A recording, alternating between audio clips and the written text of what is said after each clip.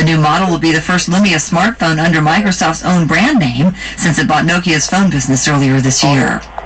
Events are being held across our region this morning in honor of Veterans Day. Services begin at 11 a.m. today at Evergreen with Shelley Memorial Park in Seattle, Tahoma National Cemetery in Kent, and at Pacific Lutheran University. You'll need to put some business on hold as well. The post office is closed, as are most major banks and credit unions. Seattle Parks and Recreation community centers and pools, public libraries, and many public school districts also aren't open today. Washington State parks are free today with no Discover Pass needed. And if you are out and about, you can park on the street for free in Seattle. King County Metro bus service is running on a reduced schedule. Transit systems in Snohomish, Pierce, and Kitsap counties are on their normal weekday schedules. Washington State ferries are running as usual today. Support for NPR comes from UMA, a cloud-based phone service with features to stay connected from anywhere. UMA, the smartphone for your business, at ooma.com. Linwood's Kenneth Bay is said to be reconnecting with family after 2 years in North Korean captivity. Seattle author Blaine Harden says the timing of Bay's release is no accident. Harden wrote Escape from Camp 14 about a young North Korean who managed to flee a labor camp. He spoke with KPLU's Gabriel Spitzer about the political context for Kenneth Bay's release and why North Korea seems unusually rattled by recent international pressure. We know that Americans have been held in North Korea for varying lengths of time in the past and have been released under different circumstances. What strikes you about the circumstances by which Kenneth Bay and his compatriot were released this time around? What's different, I think, is that North Korea is in the dock, so to speak, for its human rights violations. The UN is moving right now to perhaps refer North Korea to the International Criminal Court to try its leaders for crimes against humanity, for what's been going on in North Korea's labor camps and across the country. It is the worst human rights abuser in the world, according to the UN Commission of Inquiry. And the head of that inquiry, he wrote a letter to the leader of North Korea, Kim Jong-un, and said, "You are going to be held personally responsible for these crimes." And this has got the attention of the government there. They clearly are trying to head off the human rights business, and that's what this is about. There have been so many different kinds of carrots and sticks and pressure from international institutions brought to bear in North Korea that they haven't seemed to respond to at all. Any sense of why this has got their attention in a way that those others have not? Why North Korea does what it does is, really a mystery, and I would just be guessing. But it really does appear that this has got the attention of the government. For years, for decades, for many decades, they have simply stormed out of the room when the subject of human rights was brought up. Now they're talking about it. I know you have checked in on Kenneth Bay's status. I know you've seen some of the videos that were released of him showing the conditions that he was in and so on. How was he treated compared with, say, a North Korean national who is sent into one of their prison camps? Much, much better. As bad as the conditions have been for the Americans held in these camps, and I'm sure they're very, very uncomfortable and frightening, they are not close to the way North Korean nationals are held in the political labor camps. The conditions in the labor camps, based on more than 60 people who've been in and out of them over the past 15 years, are truly horrible. They are worked to death in secret. And people usually die in their 40s from malnutrition-related diseases and overwork and lack of sleep. Is there any suggestion that beyond the release of these Americans that anything fundamental could be changing? Who knows? But these camps have been very important in maintaining North Korea as the world's last totalitarian state. They isolate and eliminate those few North Koreans who have the temerity to challenge the regime, and they scare the hell out of everybody else. This regime needs that tool to stay in power.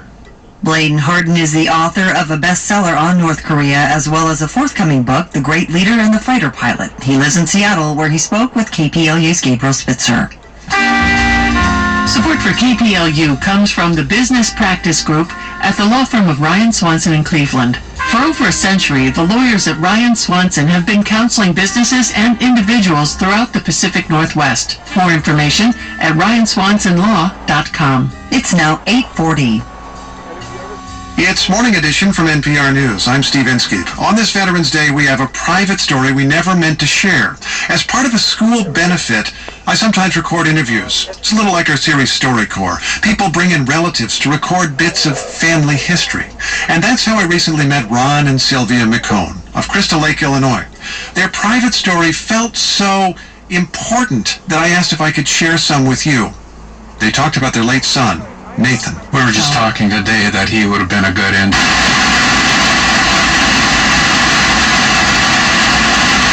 Putting back together. Who got that book? We have a book, How Things Work. That was Nathan's.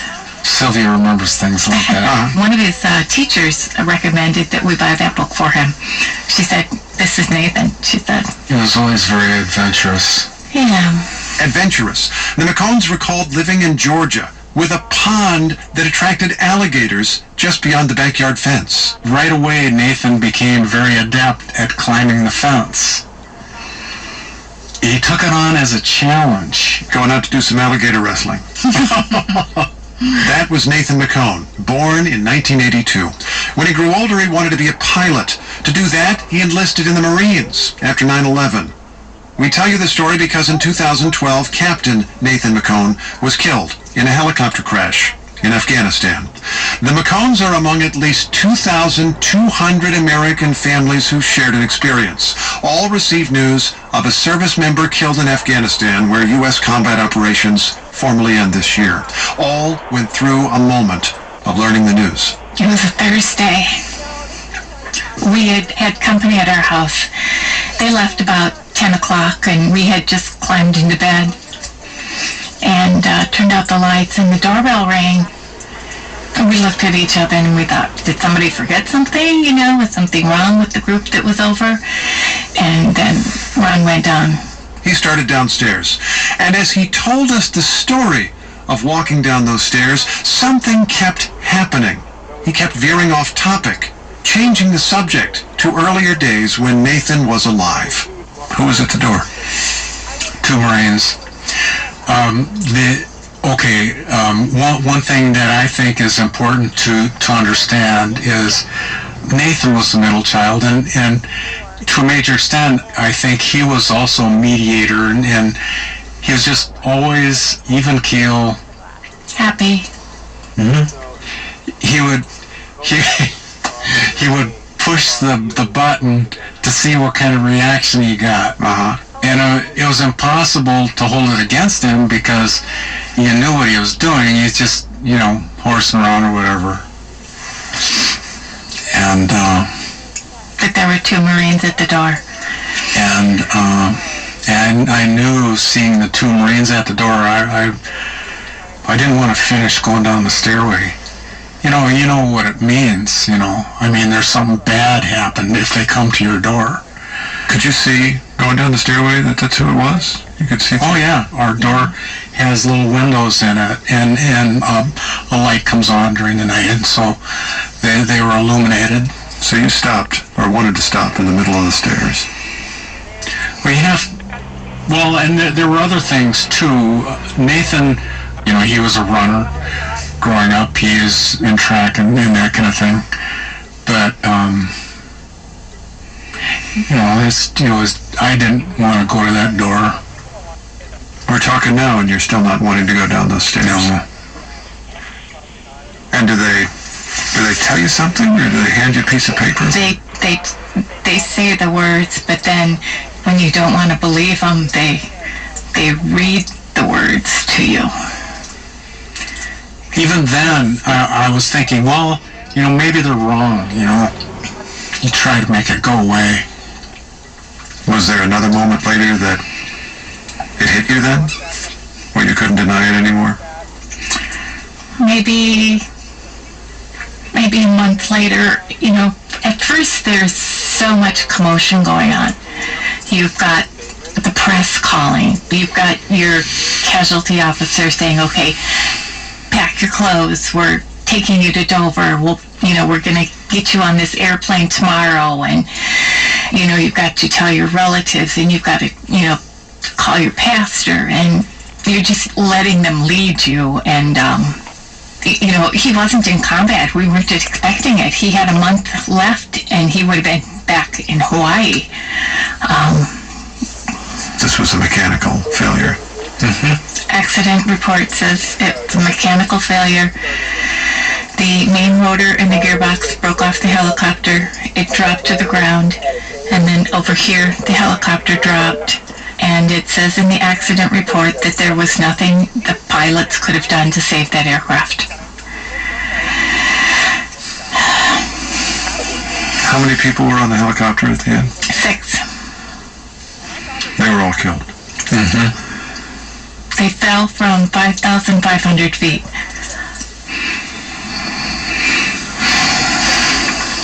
I'm sorry for your loss. I understand they have a marker at Arlington National Cemetery. And that yesterday, before you came here, that you guys paid a visit. What's there? It was a big stone with the 6 names listed.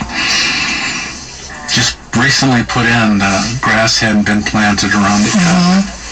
There was another couple there, just, a few stones down from our sons, and so we went over and talked to them, and we had a really nice chat with them. Their son was 3 months back from Iraq, and he was killed in a motorcycle accident in Hawaii. Nathan was stationed in Hawaii, so we had a really nice chat with them. In what way is he still with you, even though he's gone?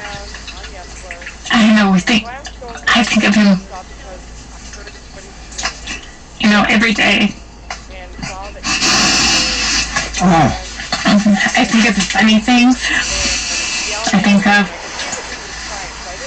the things that he shouldn't have done, the things that he did. Right, I'm going to show you this. I don't show this to many people. All right, you got your wallet here. This is a piece of black fabric here. It's been torn a little bit. Yeah, and it's leather-like. Yeah. It velcros onto their flight suit. Oh, yeah, it does feel like Velcro on the back. It used to smell like fuel. Still does. Well, it's smoke. Yeah, it's smoke. How's your family doing now? I think we're doing fine, by and large. I think we are doing as well as any family that's gone through this. I think, we're really not special because we lost a child, because people lose children every single day. It's kind of like learning how to live without a lung or a leg or something, I think. No, I think it's worse. You have to learn to deal with the cards you're dealt, I guess. But now we have 3 beautiful granddaughters that are helping. They help a lot. They make us smile. They make us laugh. Give us something to look forward to. How old are they? They're 4, 2, and 2. Maybe someday they'll listen to this. Well, thank you guys. I really appreciate it. Ron and Sylvia McCone, remembering their son, Captain Nathan McCone, on this Veterans Day.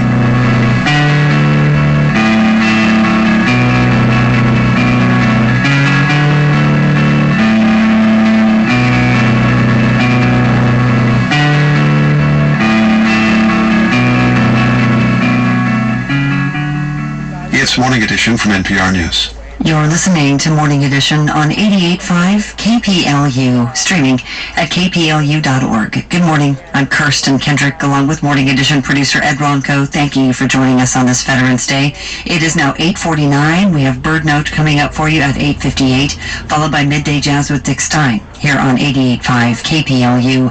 Checking the roadways, the earlier blocking problem we had just outside of downtown Seattle has been cleared at 9th Avenue near Stewart Street, so no blocking problems now, just the normal slowdowns for this time of the morning. On the mountain passes, traction tires are advised over White Pass, but no restrictions on the other passes. Support for KPLU comes from the Seattle Sounders FC, who have made the 2014 MLS Cup playoffs. The team will play the LA Galaxy in the Western Conference Final at CenturyLink Field on November 30th. More information is available at SoundersFC.com. Support for KPLU comes from Delta Dental of Washington, helping to provide access to dental care with coverage nationwide. More information and a list of participating dentists are available at deltadentalwa.com. Get in with Delta Dental.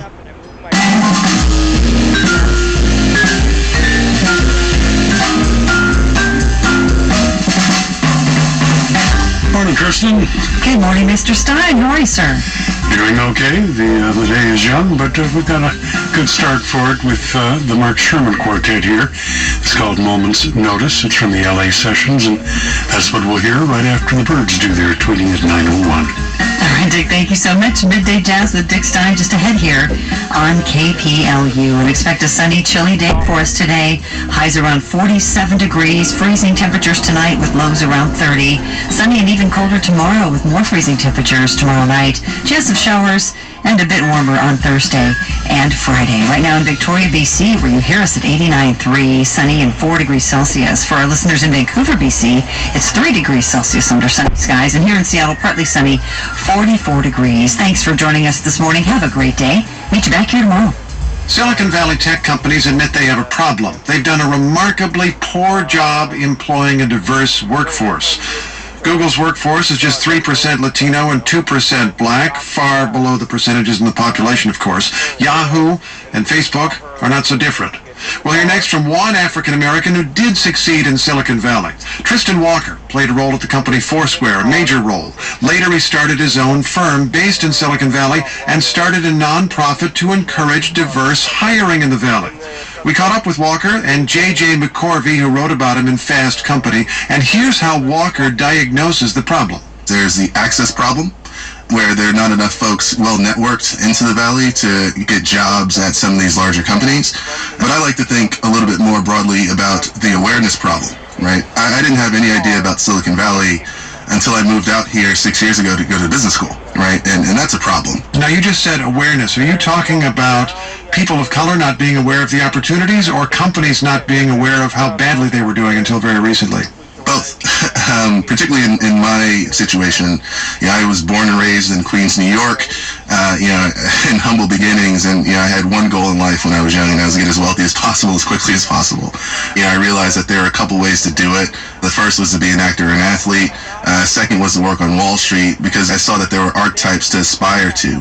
But in Silicon Valley, there were none. No folks who looked like me to show that I could do it. It is a little surprising, though, if you think about it for a moment, that tech companies would be doing so poorly, because it's not like there is some traditional industry with a legacy workforce that has to be dealt with, and you're dealing with tech executives who have tentacles all around the world, who are thinking about different kinds of customers all around the world. You would have thought that this would have been on their radar screen a long time ago. One would think, but I don't think that there is too much explicit bias in Silicon Valley, but there's quite a bit of implicit bias. When I think about our company and the type of diversity we want to bring about, we ask our investors things like, do you know any folks of color or women who might excel in this role before you think of other candidates? And I think the more and more companies embrace fixing implicit bias over explicit, a lot will change. J.J. McCorvey, you've spent a while covering this industry. What do executives tell you about what's going wrong here?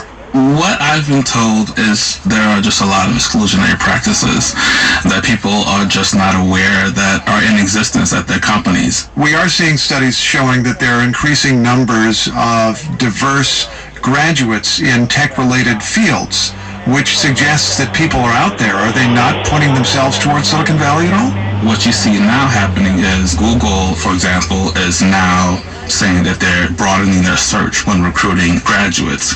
They're starting to go to HBCUs, historically black colleges and universities, to fill positions. That should have been done. Yeah, and this is a really important point, Steve, because I understand that there are some companies that just might not have the resources to go and recruit at the schools that aren't Stanford and aren't MIT and aren't Carnegie Mellon's.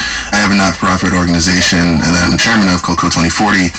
And our goal is to help those organizations find some of the really great minority engineering talent out there. We find kids at University of Maryland, Baltimore County, right? We go all over the place to really help find these kids where they are, and introduce them to Silicon Valley. Well, that's interesting. Would you even say that no matter how fair-minded an executive is, that he or she will have to work harder to get a diverse workforce than otherwise, that this is a special effort that needs to be made? I think so. I don't think this is a question of being well-intentioned and not, right? This is a question about making the extra effort. Increasingly, kind of folks of color not only lead culture, but are some of the most important consumer demographic groups in the country, let alone the world. So if you're a technology company at the bleeding edge of innovation, you really want to understand this consumer group better than anyone else. And if you kind of look out 20, 30 years from now, when folks of color are the majority of the country, let's assume Facebook were kind of built then. Would it be Spanish language first or English first? You really have to start asking these questions. And the best way to really kind of get at the core of what these questions that need to be asked are is to have these types of folks within your organization. So it's incredibly important, not only from a social perspective, but also the bottom line. Kristen Walker and J.J. McCorvey, thanks to both of you. Thank you, Steve. Thank you. Now let's add a different kind of diversity to our musical choices. It's time for our series, Heavy Rotation. Every month, NPR Music asks public radio personalities around this country to name a new favorite song, and then we feature one of those songs on Morning Edition. Today we go to Oklahoma City, where Ryan LaCroix is the operations manager and, all things considered, host at KOSU. He also hosts a program called Oklahoma Rock Show, 2 hours of local music on KOSU every Thursday night. And he says the definition of local music is broad. If an Oklahoman happens to be in a band across the globe, we'll still play them. The band Oil Boom is actually based in the Dallas-Fort Worth metro area, but lead singer Ryan Taylor hails from Oklahoma City, so he qualifies. KOSU's Ryan LaCroix says the group's song, The Sneak Tip, is just plain fun. The song is about dancing and it has a hint of nostalgia. The lyrics have phrases that my dad would use, like cut a rug, or, referring to like an old dance move like the mashed potato.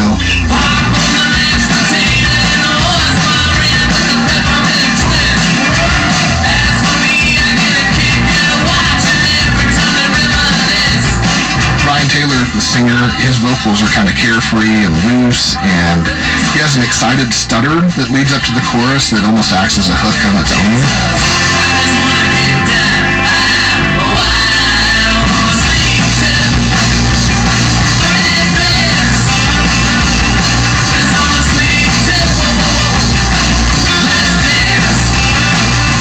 They have a great music video for the song. They used footage they found online of dancers at a teen nightclub in the 80s, and everybody's really hamming it up for the camera, playing air guitars and doing line dances and Karate Kid moves, and it just really fits right in with the lyrics and the feel of the song.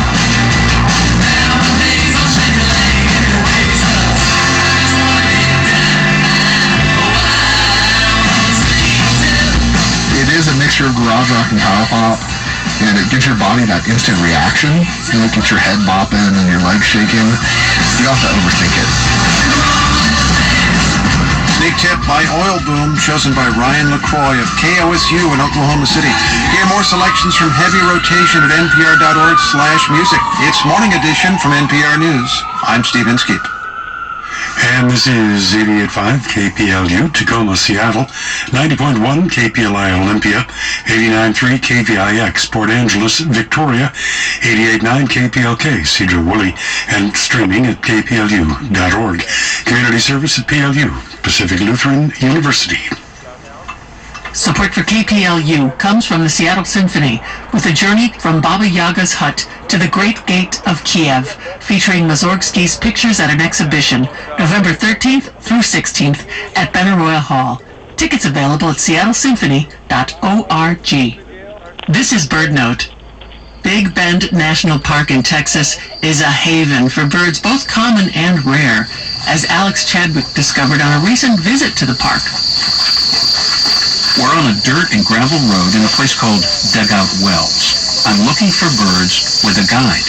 I'm Mark Lippo. I live in Terlingwood, Texas. Did you hear that? That's the Roadrunner. I'll tell you a Roadrunner story. They eat lizards, snakes, other birds' nests, Cheetos, small children. Remember years ago I was leading a birding program. We're right down there at Rio Grande Village, and there were a bunch of sparrows that were in there. There were like 5, 6 different species. There was one odd sparrow, and I looked at it, and I was so surprised. It was like, wow, that's a Baird sparrow. A Baird sparrow is a very rare declining species. And I'm like, wow, this is great. And I'm expounding on this Baird sparrow mixed in with the chipping sparrows and all the other sparrows. And then out of the corner of my eye, I see movement on the ground, and here comes a roadrunner.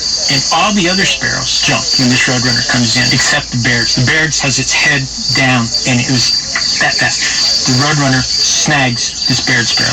There's like 100 sparrows in there, and it picks the rarest sparrow. And I see a guy, he's got his camera, and I say, photograph that, quick, because back then it was a review species in Texas. Meaning it's rare, and if you see one, you're supposed to get a picture.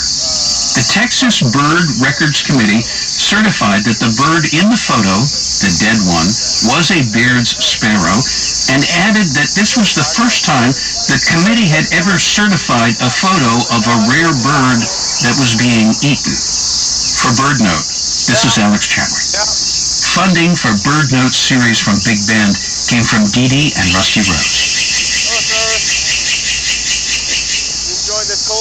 Support for KPLU comes from Mount Rainier Scenic Railroad and Museum, presenting the Santa Express, a seasonal train ride with Santa through the forest and foothills of Mount Rainier. Weekends November 29th through December 22nd.